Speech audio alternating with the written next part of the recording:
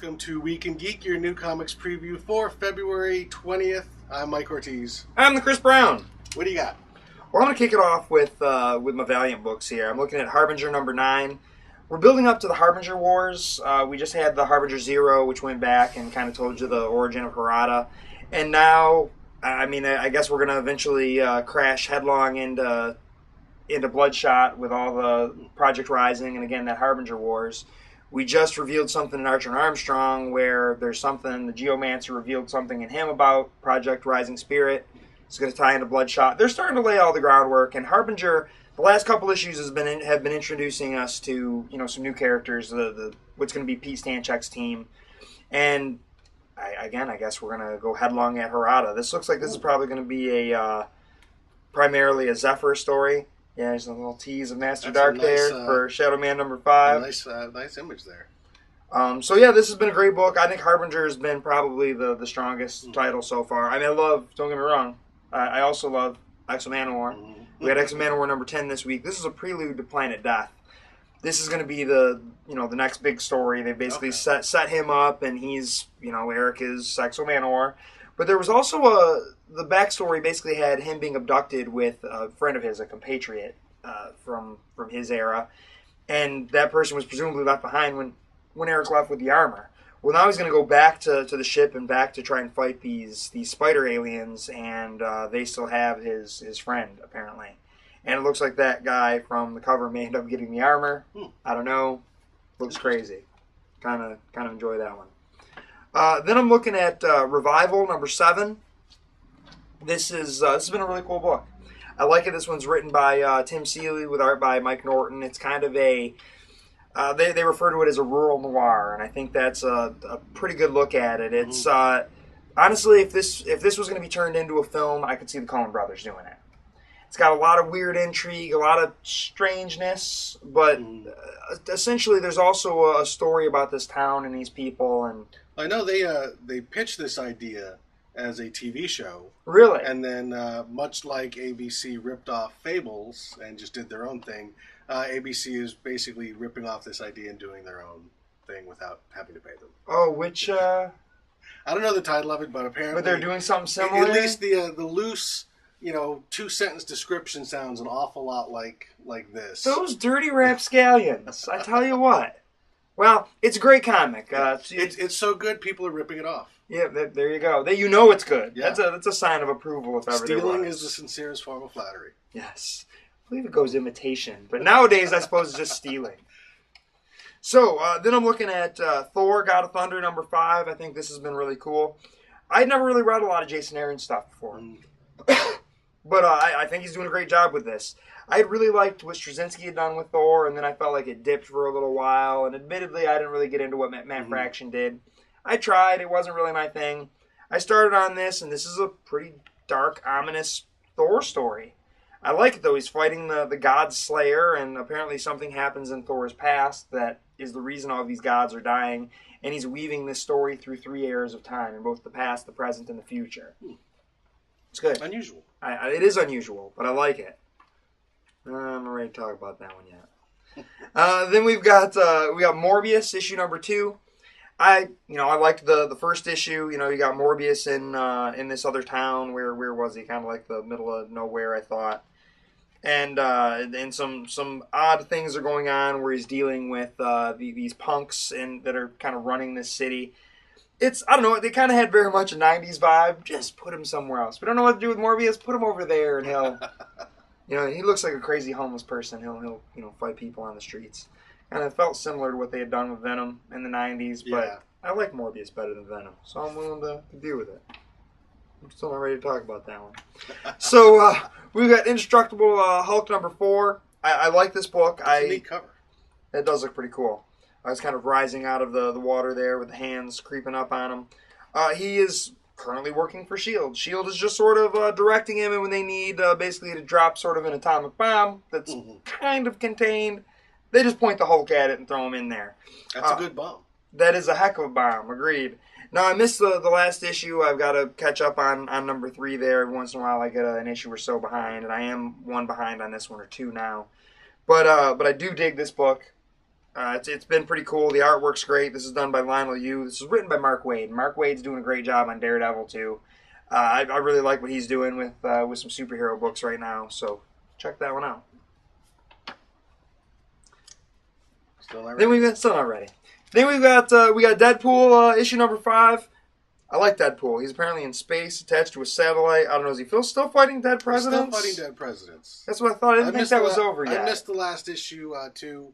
I'm not caught up, but I think Reagan's in this one. Yeah, there we go. Yeah, it looks like they're going into, is that space? Is that the whole space race thing? Is that what's going on here? Reagan was kind of that Star Wars program stuff. Right. So that makes sense. So I guess that's what they're doing there. There's some Russian things, some monkeys. Monkeys, dead presidents in space. Yeah, I'm in. Sounds good to me. Then we got, all right, I'll just go ahead and bite the bullet here. We've got Superior Spider-Man number 4. As I've mentioned before, I hated the whole lead up to. Issue number 1, I also really didn't like because I thought the reveal on the last page was stupid. I got to issue 2 and 3. I think I know what's going on. And by the solicitations, it looks like, well, someone's going to take over the brain by issue 9 or whatever. I'm pretty sure Peter's just confused. He thinks he's Dr. Octopus. One of the last memories he would have of Dr. Octopus is that he's going to take over Peter's brain. So I think he thinks that's what happened. He's still got Peter's conscience in there. He's doing some things kind of like Doc Ock, but he's also sort of just letting loose and using not just Doc Ock's smarts, but his own smarts as well and the things that he was capable of. So, and he's also kind of using Peter's conscience as he's in there as the ghost in the machine, but that's true. Which Peter never had, which is kind of an interesting addition to the character. Yes. Yeah, it's all right. I hated the whole thing where we're calling Mary Jane woman and all that nonsense. And they kind of, you know what? I was accused of being Fat Spider-Man on Amazing Spider-Man 666. That is a fat Spider-Man. Yeah.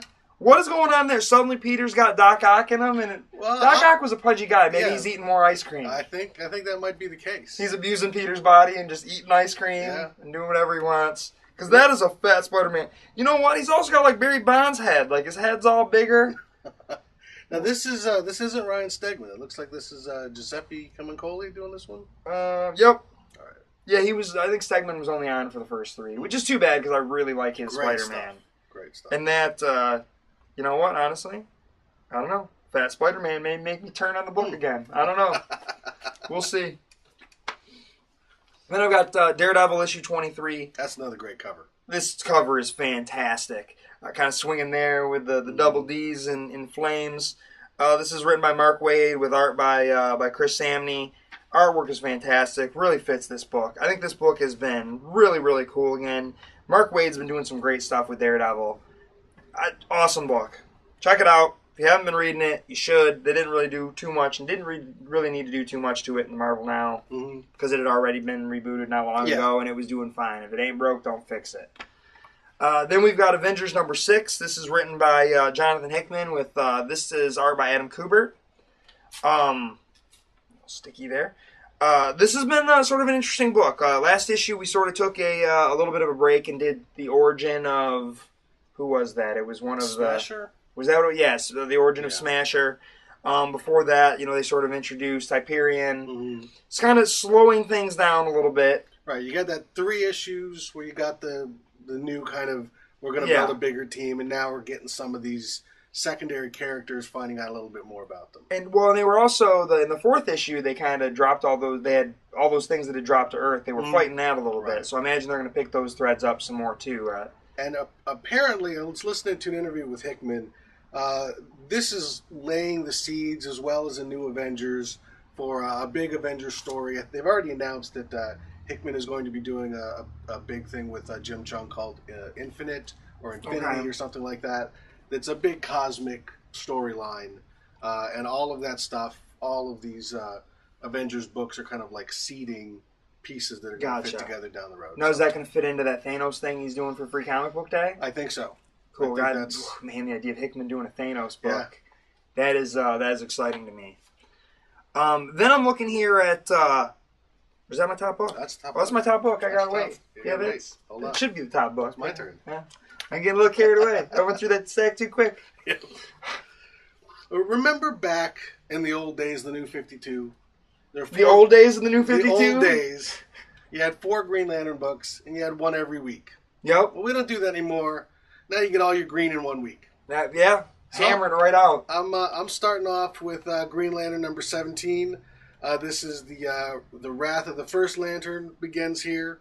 Cool. You know, we had the rise of the Third Army, and the Third Army very quickly fell, and now we've got this First Lantern. We're going to kind of find the beginnings, the origins of the Green Lantern Corps, of all of the corps, really, I think. This is going to be the storyline. They've already announced Jeff Johns is leaving the book. Right. Actually, all of the writers are leaving. So this is going to be kind of the concluding story to what really began all the way back in 2004 with Green Lantern Rebirth. Interesting. Where this leaves off, who knows? But looks like we're finally getting an ending. All right. So yeah, we got the Wrath of the First Lantern. Looks like we got some Guardians. Looks like we got some Rainbow Lanterns. We got some Black Hand. We got Simon Baz. We got Volthoom, the First Lantern. Okay. And that story is continuing over in the Green Lantern Corps, where it looks like we've got the First Lantern fighting it out with Guy Gardner. First Lantern seems to have a lot of colors. Interesting. He's a Rainbow Lantern, it seems. Some strange stuff here. But yeah, that's by Peter Tomasi and Fernando Pizarro, the team that's been doing this book pretty much the whole time. Next up, we've got Wrath of the First Lantern Part 3 in Green Lantern New Guardians. This is Tony Bedard and Aaron Cooter. Now, Kyle Rayner had mastered the entire spectrum and became a White Lantern. So how that fits in with this First Lantern, who also seems to have a variety of colors, I guess we will see. But kind of some big things going down in the Lantern books. The end is near, and it's all starting here. I go from a bunch of green to a bunch of justice. So we got Justice League. You're all in packs. Yes. Justice League number 17, the conclusion to the Throne of Atlantis. This was kind of an interesting storyline overall. Stuff that we've seen before. This goes all the way back to early Submariner stuff. You've got a battle between the surface world and Atlantis. The Atlanteans are pretty badass, too. They kick some serious butt. But the Justice League... They can survive the pressure of the ocean. They should be. Are you kidding me? Exactly. They continually comment how frail the human beings are. Except for Superman. He's pretty tough. But yeah, we've got conspiracy. We got some double crossing. We got some people who we thought were good guys who turn out are not so good, and are manipulating events to kind of pit the surface world and the Atlanteans against each other. They're no bad guys. It's only Justice League and the Atlanteans, and they just disagree. They disagree, and so we will see how that. Also, because the Justice League was the main members were all kind of sucked away down into the bottom of the ocean. Cyborg sent out the call to a bunch of other heroes and said, "Hey, you're all in the Justice League now." That seems to happen every now and again, and I'm betting that's going to sort of filter into this next book, Justice League of America. And they've got so little to do that they were able to pose the Iwo Jima flag pose in every state, including Puerto Rico. Yes. Because they're like, we're just going to do photo ops. So yeah, we've got the American flag on one cover. We've got every state and territory gets their own cover. It's 52 covers, 53 covers, something like that. But yeah, it's Jeff Johns writing this one as well. With artwork by David Finch, some really nice stuff. I actually like Finch on more superhero-y stuff than on the Batman stuff that he was doing. But this is a new team. It's got Green Arrow, it's got Catwoman, it's got Vibe, who also has his own book out this week. It's got the Simon Baz Green Lantern. Looks like Martian Manhunter, Hawkman, Katana. So yeah, this I don't know if this. I think this is like the officially sanctioned government Justice League. It's a different team. Okay. So yeah, we've all had multiple Justice Leagues for a long time. Justice League International didn't work. So International's gone, so we've got America now. So USA, and we'll see where this goes. And Puerto Rico too. And Puerto Rico. That's USA. It's close enough. Next up, I got a lot of DC this week. We've got Superman Action Comics. We got Grant Morrison. This is Grant Morrison's finale on the book. I don't think this is that his last issue. I think they wound up. Oh, maybe it is. It's got a the end, not a to be continued. So that would make me think this is the finale. It's Superman against kind of Mxyzptlk, Lord Vindictivix. It's kind of a fifth dimensional imp. I think Mxyzptlk actually shows up in this. Actually, a lot of the stuff was popping up. This Vindictivix was all the way back to Action Comics #1. He was the little man who was manipulating the mayor. We've got this big alternate dimension Superman from a parallel reality that's supposedly going to try and kill him. I don't know. Grant Morrison does some crazy stuff, and it's all wrapping up here. So, so that's that. My lone Marvel book, Nova #1, Jeff Loeb and Ed McGuinness. I'm always a sucker for these guys, even when they do dumb, crappy books like Hulk. But this time they're doing Nova, and I really like Nova as a character. Marvel Cosmic. Marvel has been beefing up its cosmic stuff. Yes. We've got the Guardians of the Galaxy book and movie coming. We've got a lot of Thanos stuff coming. So yeah, there's a lot going on in outer space in the Marvel Universe. Iron Man, I think, is in outer space even. Isn't he joining the Guardians? I believe so. So yeah, this is kind of the beginnings of some big cosmic stuff going on at Marvel, with always fantastic artwork by Ed McGuinness. Even if it's with Jeff Loeb. But Jeff Loeb used to write really good stuff. Maybe he can hit it on Nova. Maybe we got that Jeff Loeb back. Now you mentioned Guardians of the Galaxy. Did you notice they announced another variant on that? I saw that. The Marcos Martin variant for the DetroitComicBookStores.com. And so that will be available at Comics and More. Very cool. We will have that here. Yeah, that's really cool cover. Really cool. Good stuff. Check it out. There's you know what? Actually, they're going to put all of the logos from all of the stores on the back cover. Oh, nice. So that thing that you helped work out for me with Guy Davis will be on the back. Nice. Yeah, Seymour with all that stuff will be on the back cover. Very, very cool. So yeah, check that comes out when? A couple weeks? I think so. Yeah. So yeah, good time for Marvel Cosmic. I mean, there was that Abnett and Lanning stuff was great years ago, but now they've got like Bendis and Jeff Loeb and some big gun writers, so it's going to get the attention it deserves. Next up, we've got Happy. Number 404. This is Grant Morrison's creator-owned image book. It's been good. It's been really good stuff. We found out a little bit more about one of the victims that's been abducted by the Santa Claus and her connection to our lead character. And why it is that perhaps he can see this blue horse. So some good stuff. We got crazy, violent, somewhat twisted book with a flying blue, possibly imaginary horse, maybe not imaginary. We don't really know. It's all happening at Christmas time. Really, really good stuff. Would make a decent movie. I mean, you'd have to beef it up a little bit and put some more stuff in it. Yeah, it's only 4 issues long, but it's a tight, very tight 4-issue series.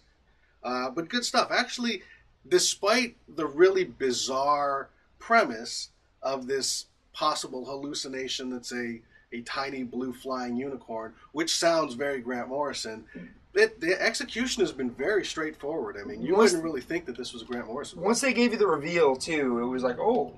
Yeah. It went from being that vibe to kind of even more tragic. Yeah.